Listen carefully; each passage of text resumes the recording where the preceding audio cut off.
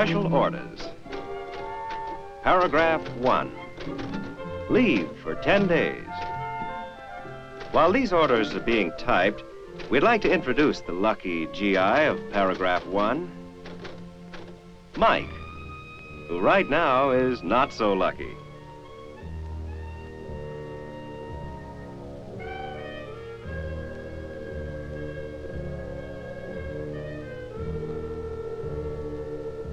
He'd like just one good hand, and one card will give it to him.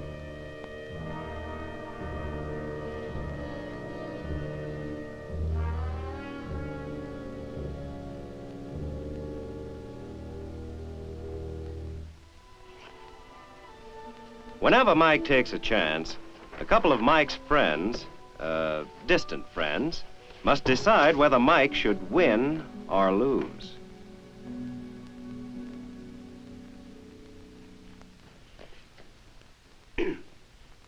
It's Mike again, drawing to an inside straight. Shall we let him have it? His odds are much too high.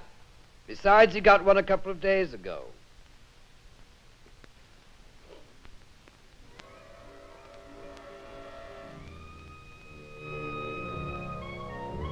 Mike can't feel too badly about the card game. His orders are about ready now.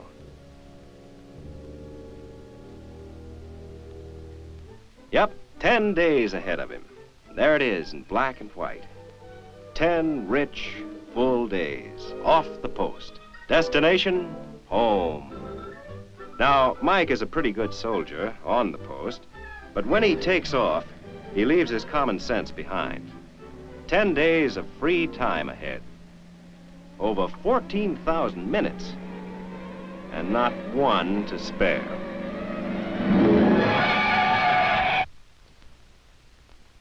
Why doesn't he observe the rules? He should wait for the green light and cross only at the corner. That automobile is coming at him 40 miles an hour.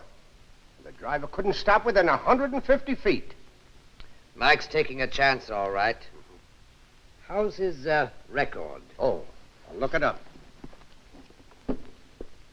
Well, not too bad. We'll give him a break, but mark it down.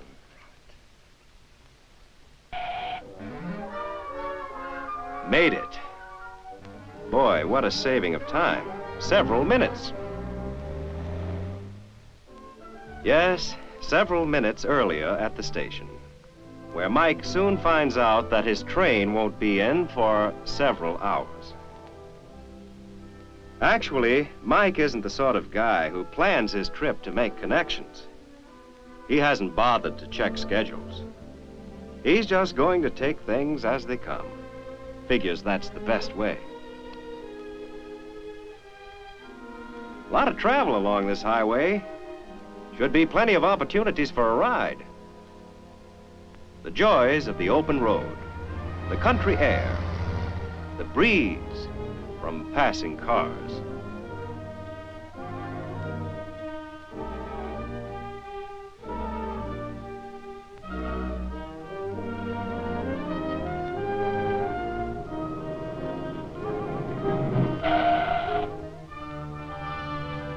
A kind stranger, and a few of the reasons why he's so friendly. Glad to help a man in the service, just a little too glad.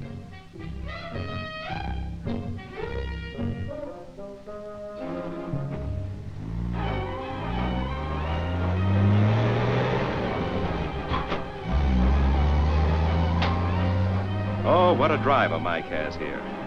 Keen, observant, alert to every turn in the road. The type who can drive with his eyes closed, and sometimes does.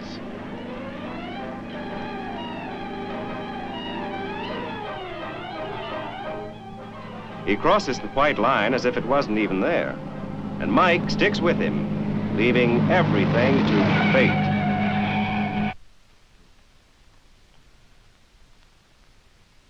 Mike? Mm-hmm. Caught a ride with a drunk. He ought to know better than that. He should get out. But how? Oh, any excuse. Tell him he doesn't feel well. This business of accepting a ride from a stranger, I don't like it. Risky.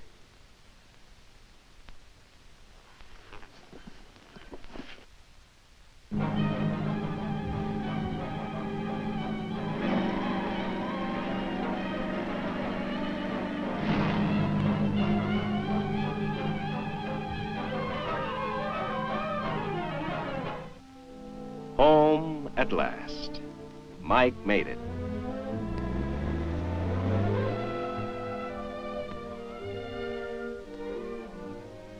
Home sweet home. Mike's theater of operations. He sets up his headquarters and starts to work out his campaign. He makes a brief estimate of the situation. He has an excellent plan. Objective, Margie.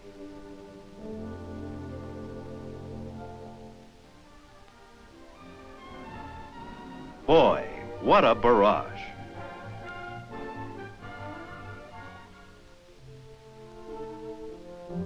Finally, home. One day gone. Oh well, 9 left. Now to bed.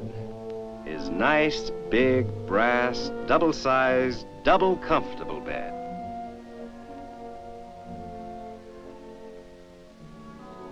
Ah, nothing like a relaxing smoke before going to sleep.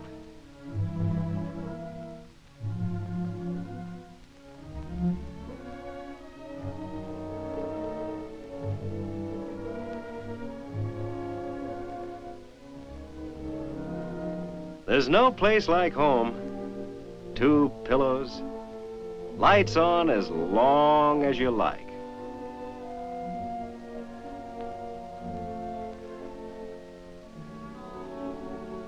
Mike likes to read a newspaper at least once a day. See what's going on. Find out about things. Keep up with current events. Develop the mind.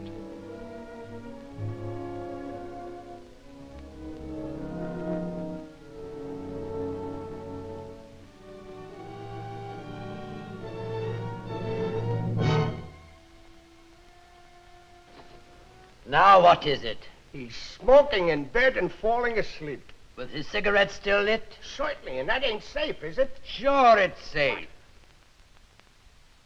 If you're provided with a fire gong, asbestos pajamas, fireproof blanket, a radar-equipped ashtray, an automatic sprinkler system, and someone standing by with a fire extinguisher. You're not going to leave all that stuff there.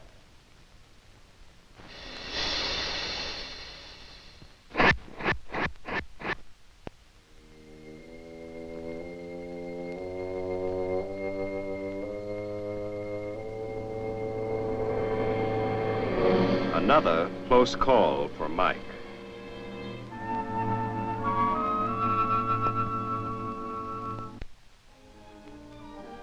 Mike's first morning home. On his mind, not a care in the world. On his stomach, a half a dozen pancakes. What a pleasure. What a day. What a car. Shame a sporty bus like this has to belong to Mike's old man. Would be nice to drive it back to camp. In the meantime, it should be useful around town.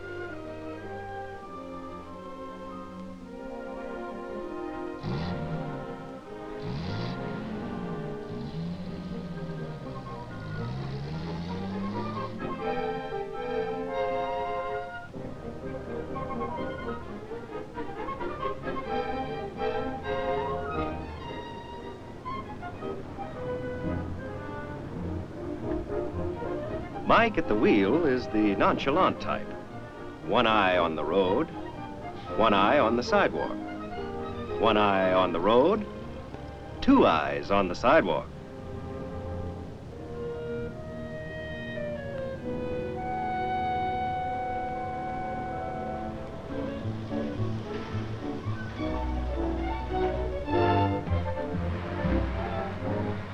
Mike knows all the traffic angles in his town. He makes about 7 or 8 blocks between red lights. But by keeping his foot hard on the accelerator, he can make 9. Gaining that 1 extra block gives him a great feeling of satisfaction. Funny how a man is apt to feel like a big shot because his car is roaring along the street. It's not so funny when you think of the damage he can do. There's no telling what can happen when a man doesn't drive as though his life depended on it. His life and the lives of others.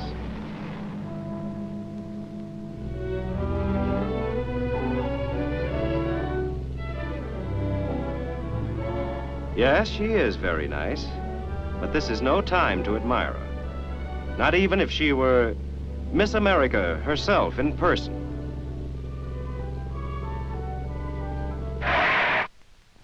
Yes? Mike. He wasn't watching the road. He was flirting with some girl. He don't know what's coming. He's really overplaying his hand. This time, the other driver will be alert enough to prevent an accident. Shall I?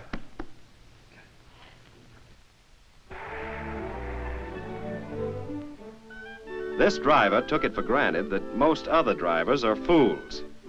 He happened to be right about Mike.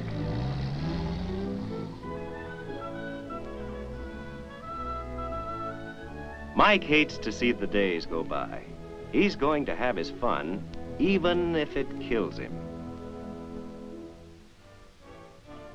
One afternoon, he sees some of his old friends at the neighborhood ball field. Wonder how it would feel to play for a couple of innings. Need a catcher? The swim can wait. Equipment that's designed to protect against injury. Mike decides to use only part of it. Why put all that junk on? No sense in making a big thing of a pickup ball game. Anyway, he isn't going to play long, just an inning or so.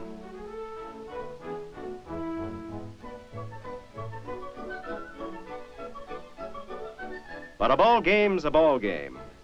Mike is disgusted and interested.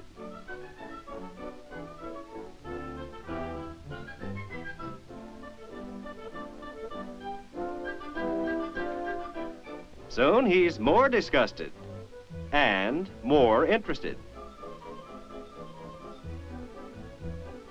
4 innings later, Mike is still behind the plate. So far, there's been no need for a chest protector or a mask. Here's the pitch. I say, here's the pitch. Yes, I heard you. Here it comes straight and fast. Will it be a strike? Oh, I don't care. As long as it hits Mike and shakes him up a bit. But knock it down.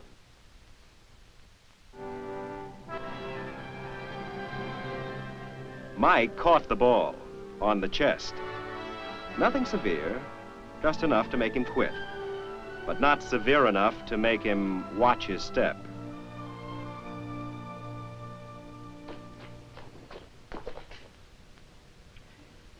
Oh, I'll never get this done. What is it? Well, Mike is hungry and thirsty after playing ball. Well, what of it?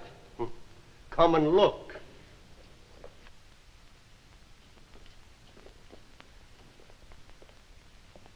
There. Nothing wrong in a man taking a bit of refreshment. But this is Mike's third hot dog and his 4th bottle of soda pop. That's overdoing things. Besides, he shouldn't eat so quickly.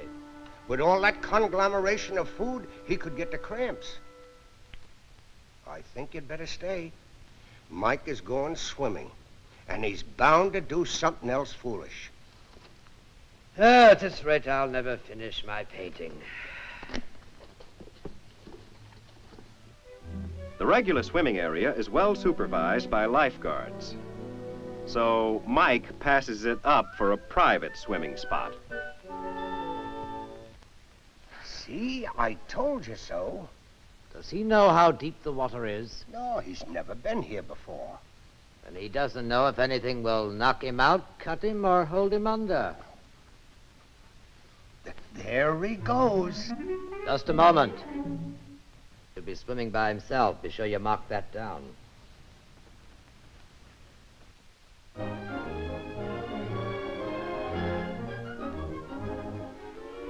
These men like the looks of this spot, but evidently they've got what Mike hasn't. Common sense. The sense to look before you leap. Instead of taking a flashy dive, one man finds out the depth. He doesn't like the possibility of landing on his head in 2 feet of water.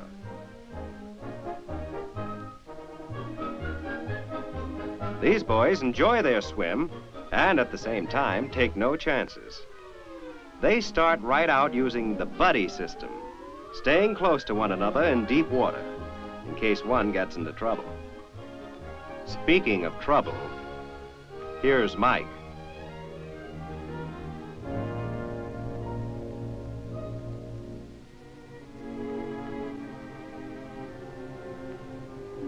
If he had those hot dogs to eat all over again, well, he'd probably make the same mistake.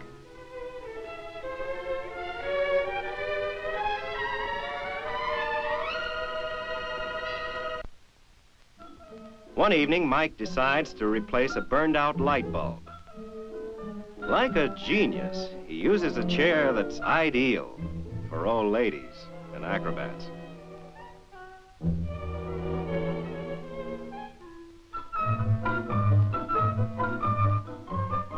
He gets himself all set for a back somersault.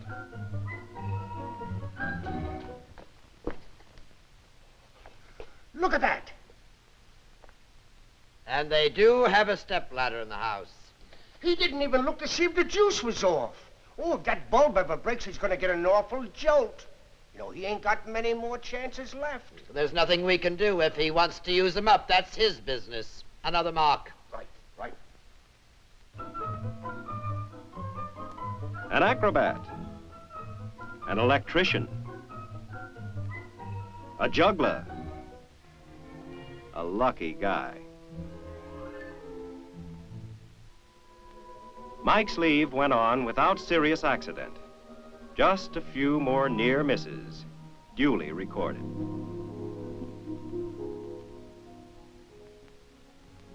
Finally, the leave was just about over. Back to camp by reveille tomorrow morning. This would be a sad last day, but something good has happened. Mike's father is going off on a business trip, and he's allowing Mike to take the car back to camp. Plenty of good times ahead now. And what a convenient way of returning to the post. No more than a 3-hour drive. Should make it by midnight easily. Well, those were 10 swell days. Then Mike gets an idea. Something to look forward to on the way back. He decides to change his plans.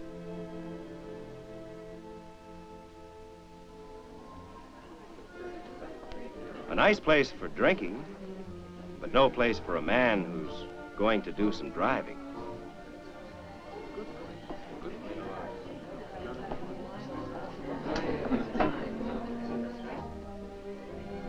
I'll see you in a few minutes. Mike figures, why not have a good time for a while? Strike up a conversation at the bar. Bartender, double rye, please. Now with another woman. I'll fix his wagon.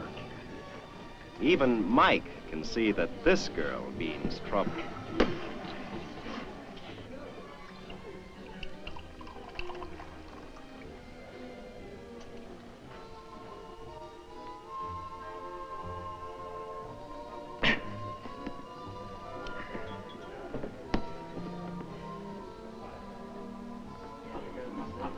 Now, here's an interesting personality. Very interesting.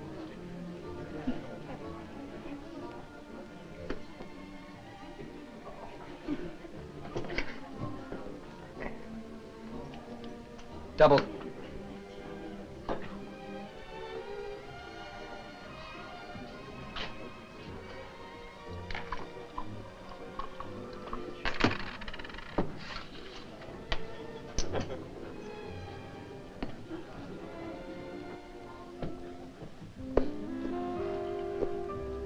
but I'm sure I've met you somewhere before. Well, I don't remember you. Is that any, it's the reason why I couldn't buy you a little, drink? Okay, by me. Tom! They are same setup here. They are double for me and, put a head on that thing for, what's her name? Norma. Norma.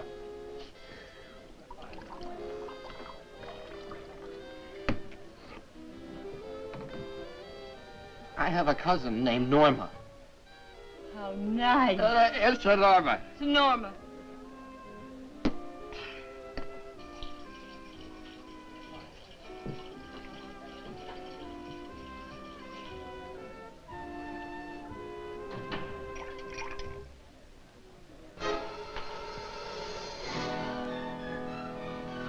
Hands off, Mac. Get lost.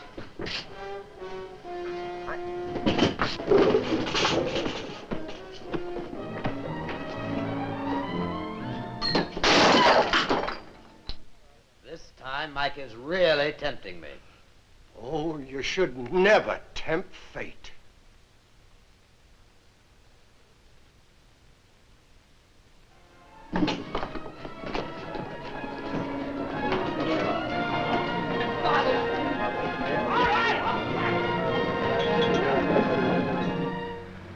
Mike got off easily, still the lucky man, and began his drive back to camp in bad condition. Too much liquor, too many miles ahead. It's monotonous, and with the liquor, Mike grows sleepy. In one of those split seconds, when Mike's eyes close, his car could very easily veer off the road and crack up. In a way, it's a miracle that Mike arrives in time for reveille unharmed.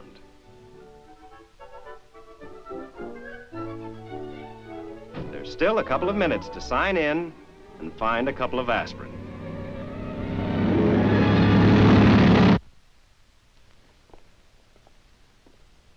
Crossing the street again without observing. Let's look at the record. Right. The accidents started 10 days ago. Look at here. Riding with a drunk. Crossing the street without looking. Smoking in bed. Driving his own car without watching the road. Look, going in for athletics unprotected. Stuffing himself and then exercising. Swimming alone in unprotected areas. Making repairs in a risky way. Getting into arguments with strangers, driving while drunk and sleepy, and now crossing the street in a complete fog. This was his last chance.